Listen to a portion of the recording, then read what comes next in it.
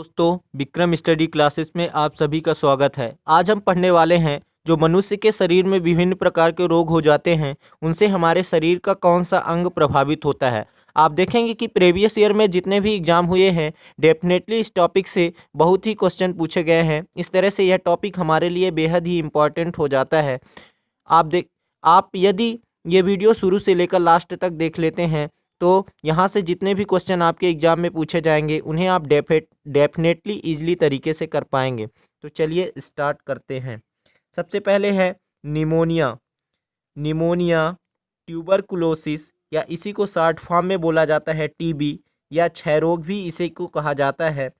Bronchitis, कुकुर खांसी, तपेदिक, इन सभी बीमारियों से मनुष्य का जो फेफड़ा है, मनुष्य का लंग्स जो है वो इफेक्टेड होता है या प्रभावित होता है। कौन कौन से रोग? निमोनिया, ट्यूबरकुलोसिस, ब्रोंकाइटिस, कुकुर खांसी, तपेदिक, इन सभी से मनुष्य का जो लंग्स है, फेफड़ा, वो इफेक्टेड होता है या प्रभावित होता है। अगला है हैजा, टाइफाइड, पेचिस और डायरिया।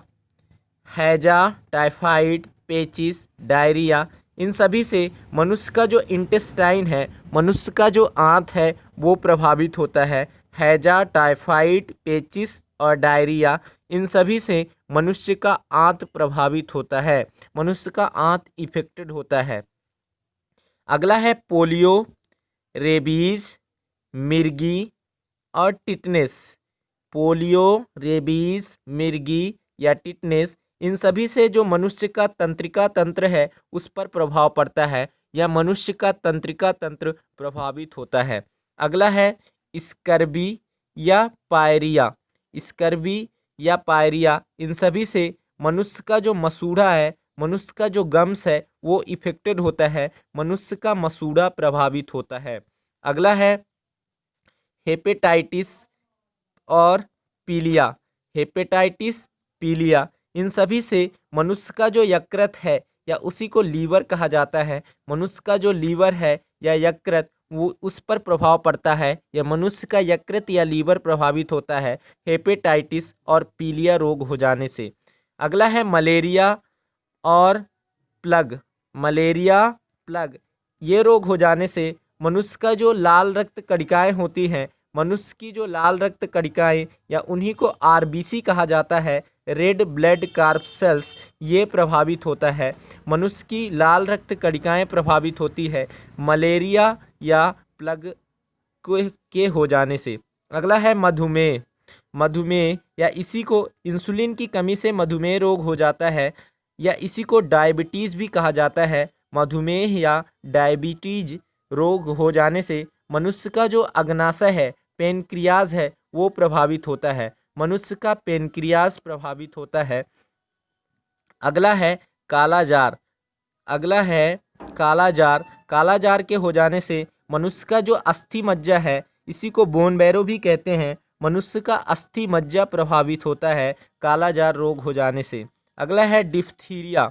डिफ्थीरिया या डिफ्थीरिया, अस्थमा या इसी को बोला जाता है दमा। डिफ्थीरिया रोग हो जाए या कि अस्थमा हो जाए या अस्थमा को ही दमा रोग बोला जाता है, इससे मनुष्य की जो श्वास नली है वो प्रभावित होती है, मनुष्य की श्वास नली पर इसका प्रभाव पड़ता है ये रोग हो जाने से, डिप्थीरिया और अस्थमा रोग हो जाने से।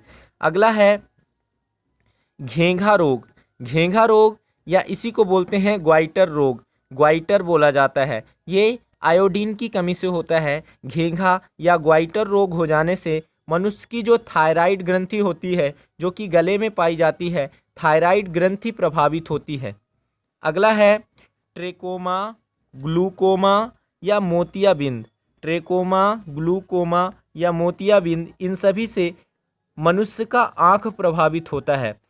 ये सभी मनुष्य के आँख को प्रभावित करती हैं। ट्रेकोमा, ग्लूकोमा और मोतियाबिंद, इन सभी से मनुष्य का आँख प्रभावित होता है। तो दोस्तों, हमने जाना कि कौन से रोग हो जाने से मनुष्य के शरीर का कौन सा अंग प्रभावित होता है।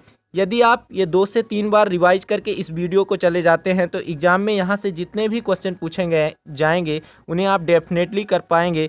यदि आपको मेरा कंटेंट पसंद आ रहा है तो प्लीज़ मेरे वीडियो को लाइक और सब्सक्राइब ज़रूर करें और कमेंट बॉक्स पर हमें कमेंट करके बताएं कि अगले किस टॉपिक पर आप वीडियो चाहते हैं। तब तक के लिए मिलते हैं अपने नेक्स्ट वीडियो में। जय हिंद, वंदे मातरम।